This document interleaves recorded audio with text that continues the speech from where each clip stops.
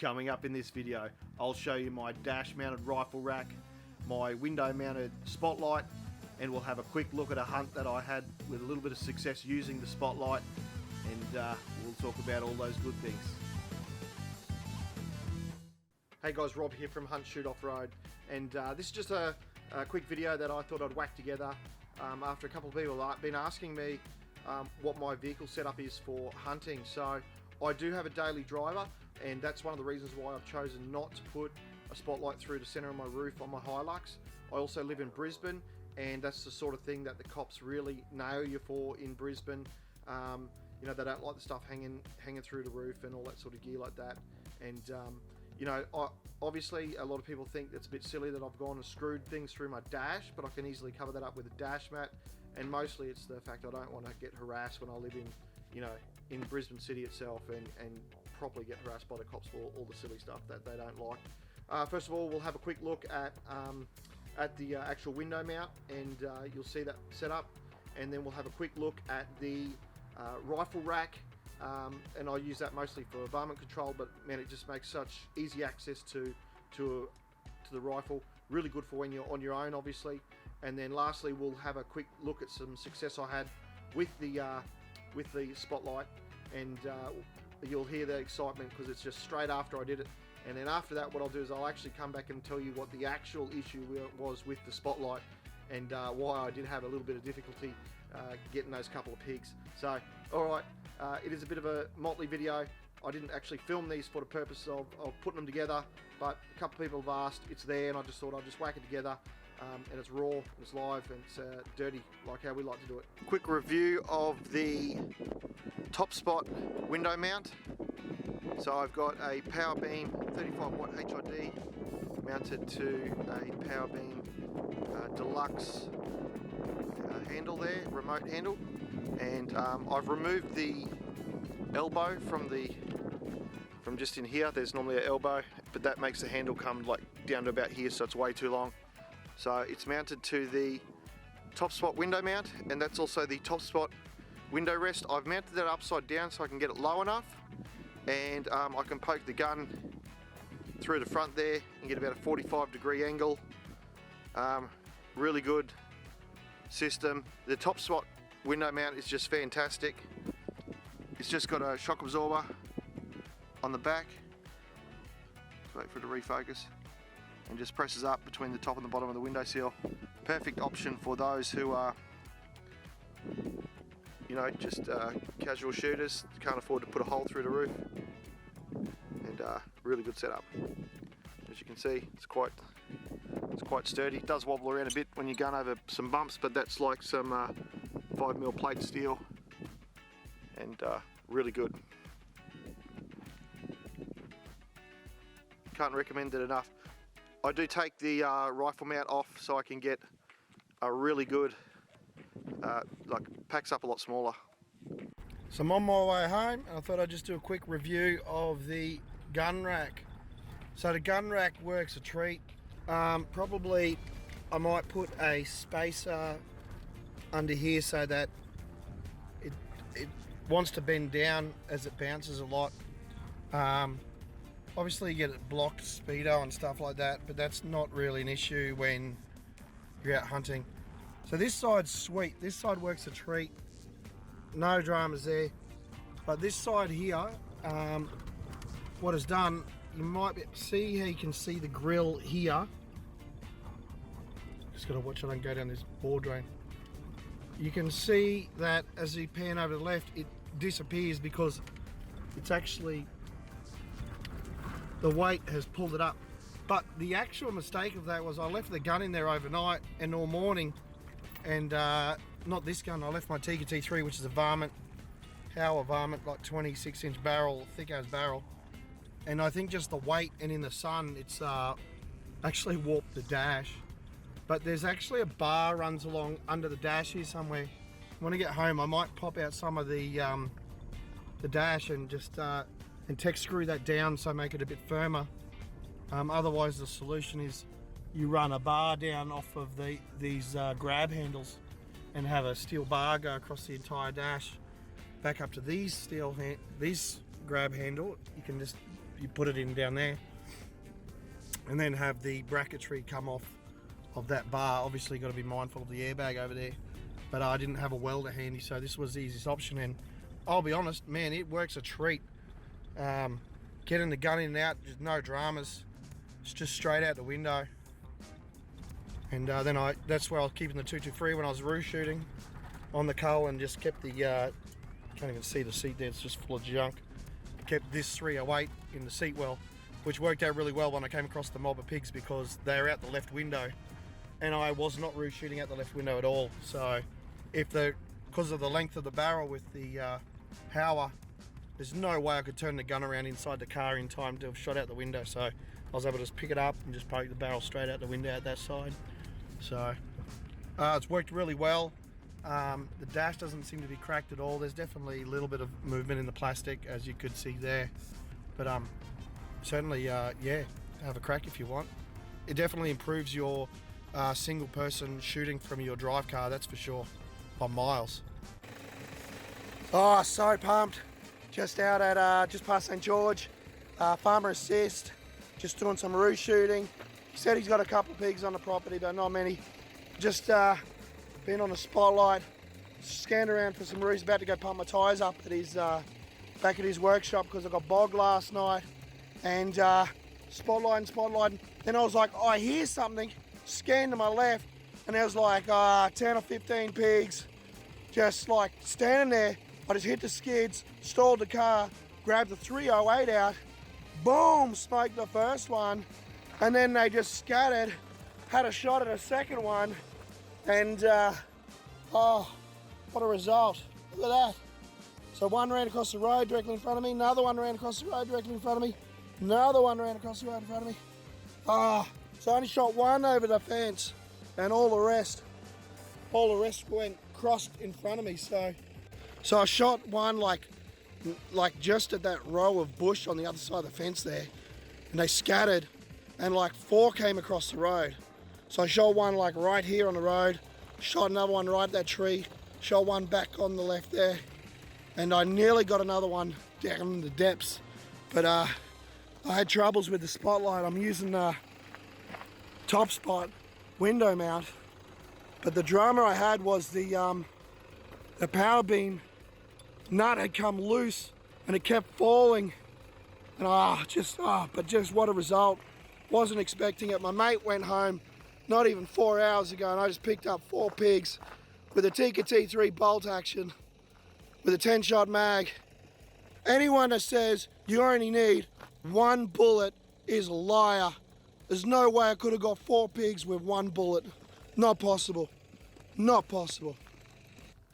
Alright guys, some of you might want to depart. You've probably seen everything you want, but make sure you hit the subscribe button down in the corner, and make sure you hit that knockout bell so you get notified of when the next video comes out. But look, I mentioned I had some problems when I was shooting those pigs, and so I thought I'd just go through and tell you a bit of the story, the background about what actually happened, because what you saw in the footage just now was live, it was raw.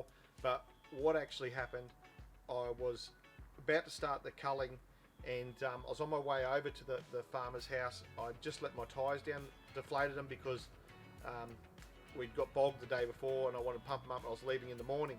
So I wanted to knock off a few roos before I got to his house, so that I could report back to him, say, hey, you know, I've got X number of roos, because he was asking me every time he saw me, how many you get, you know, because he has to keep a record of them for the mitigation certificate. And so I was trying to get a few. So I hadn't had any success looking out the left-hand side, but also because the rack is only on the right-hand side of the window, and I'm shooting left-handed, and to shoot out of the right-hand side of the vehicle is extremely difficult with the seat and the shoulder position and all that. So pretty much wasn't even wasting my time. I was only spotting out the right-hand side, and I was driving around, I look over the left-hand side. I thought, nah, stuff it. I'll just look at this side, because otherwise I've got to, you know, move the vehicle, verse up, turn around, and all that sort of stuff like that. And so I wasn't even ready to start shooting. I hadn't even shot anything yet. I just finished having dinner. I was just heading straight over the house, and the 223 was up on the dash on the rifle rack that you saw there. So I hadn't even put any rounds in the 223 yet, because I wasn't ready to start shooting. And because the night before I'd been shooting with my mate, I do apologise for the light. my LED light just cut out, and it's just not working, so I'm just going to continue on in this poor quality light. And my mate had gone home, and I'd been shooting him with the night before, so it wasn't that the power beam was broken, but when there's two of us shooting, one person's on the spotlight, the other person's shooting, we loosen off the lock nut on the mount on the remote so that you can easily maneuver it around. It doesn't really matter because you just hang off it. But when you're on your own, you need to tighten it up so that when you turn it and let go, it just stays still. Well, but because I hadn't shot anything yet, I hadn't tightened the lock nut, so it was like really loose. It was wound right off. And my intention was, when I saw the first route, I would line it up, undo the thing, do the lock nut back up, get it to a nice tension, you know, use that time for testing, and then I'd probably chuck a few rounds in the gun and shoot. So that was my intention. That was what I was ready to do. So I wasn't even ready to shoot. So of course I'm cruising around, and next thing I literally heard this noise that sounded like a four-wheel drive rolling on the grass, and because I had all the windows down, and I think I said that close, but I had all the windows down because I was listening, and I had the earmuffs were, they weren't even on my head, they were just on the ground because I was literally not ready to shoot, and you should always be ready to shoot, but that's why I had the 308 down in the footwell ready to go just in case I need it. And so I scan over to the left, and oh my goodness, there is like 10 to 15 pigs, I don't know, and they're all good sized pigs. You saw them in the photo. I think they're probably like I don't know, maybe 40 kilos, probably not that big, not that small, good sized pigs. I think in all my time shooting, I would be happy with those size pigs, and I just was in panic, and I literally hit the brakes and skidded, and they all just stopped. They just stood there. They didn't know what to do. It was like they'd never been chased before. They literally, all of them, every single one of them just shot. Well, I had the spotlight, and I turned the spotlight round, grabbed my 308 from the footwell, and when I turned to get ready, and remember I told you before, I'm in a real awkward position because now I'm shooting out of the seat in a left-hand position at 90 degrees through the car window. Well, the stupid spotlight goes, "Ooh." And so I got to now, remember I'm like this, so I got to turn back around out the window, and I've got to reposition the spotlight so it's up like this. And before I can get back into a sideways position, the stupid spotlight's, "Ooh." And I'm like, oh man. So I like move the spotlight back, turn, and it's like, "Ooh," down again. And I'm like, okay, what I'll do this time is I'm going to put it all the way up past the height of the pigs. And I'm starting to sweat bullets now because I've been shooting for like 3-4 days, and there's been pig tracks everywhere, because it's been raining the whole weekend, and so all the prints are fresh. They're all from now, like they're not from a week ago, they're not from 2 weeks ago, they're literally from like today and yesterday, like the entire time I've been on the property, because it wasn't raining the day before I got there, it only rained while I was there. And so I'm like highly strung, and I'm like, oh my goodness, there's like 10 to 15 pigs there, and I'm not going to get one because they're all going to run away before I'm ready. And because typically you would never get to drive up like 3 to 5 meters from them, and they all just sit there. And so I thought, what I'll do is I will swing the spotlight up past them, and as it tips down, I will shoot the pig in the little bit of light that I get. And literally, I went like that, turned, as the spotlight dropped down, boom, squealing going off, and man, the thundering crack of a 308 inside the vehicle, no muzzle brake, or well, not that a muzzle brake helps, no earmuffs from inside the vehicle, man. It just was like boom, and I was like, ugh, and I just jumped out the car straight away. And as I said, a pig ran straight across in front of the bull bar.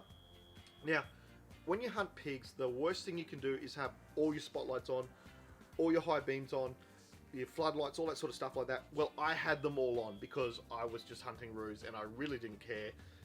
Anyway, one ran straight across in front of the bull bar. I jumped out the car and I turned the spotlight now with my left hand because I'm outside the car. I think the door's closed, and I go to shoot it and the spotlight goes, "Ooh." And so I quickly grab the spotlight, put it between my legs, and I'm like trying to unscrew the lock nut so that I can so that I can fix the spotlight, and and just as I start to do it, a pig runs in front of the car again, and I just grab my 308, boom, smoke it, and then I put it down between my legs because I spot over there, and it's still like over there, like running, and so I'm trying to fix it again, and the third pig runs in front of the car, pick up my gun, lock it, boom, smoke it, put the gun between my legs again, and I'm like trying to fix it again. Then the fourth, it's like sounds like a bush turkey. It's like a possum going nuts down the backyard. Get the gun, boom, fire the last one that's running off the. You'll see where I point in the other bit of the video. And then I just put the gun back between my legs, go to finally finish the light off, and as I look, he dips over the edge, and I was like, no, like, but I tell you what a great result. Obviously, I didn't use the gun rack in that scenario, that actual scenario, but man, the convenience of having the gun rack there, the window mounted thing, and I'll tell you what's fantastic about that scenario. When it shows you what the advantage of having a window mount over the center roof mount is, there's no way I could have got out of the car and have turned the light with such ease if it was in the center of the car and I had to reach like right in to do that. So really it shows you the advantage of that scenario. Like, I mean, it's a once off, but there's a chance that that'll happen again, and it just, you know, you can see how excited I was. I was pumped. My mate had just gone home. I really just made that video to rub salt in his wound, and you know, it's good times. But look, guys, if you don't want to put a hole through your roof, seriously look at getting the top spot window mount. I highly recommend it. It is the original, and it is an Australian invention. I would not recommend you get the Power Beam knockoff. It's not. I really don't appreciate what they did there to some Aussies that put in some hard work. It's made in Narrabri. The guys are fantastic, and yeah, and obviously I do like the Power Beam remote. As I said, I removed the flexible knuckle there, the quick release deluxe. The reason I removed that is because instead of the light being like here, it would be like right down, and it's just an awkward position to be in. And look, guys, that's it. Or as always, in the center there'll be the circle to subscribe. Make sure you hit that. Make sure you hit that knockout bell. I know I said it before earlier in the video, but hopefully some of you stayed around to the end. Look, if you guys did enjoy the story, I got a whole heap more stories, probably a lot more entertaining than those ones, and more than happy to share them, but only if people are excited about them. And until next time, guys, get them big boars, stay out there, get in the sun, get out at night in the light, and shoot them big boars. And until next time,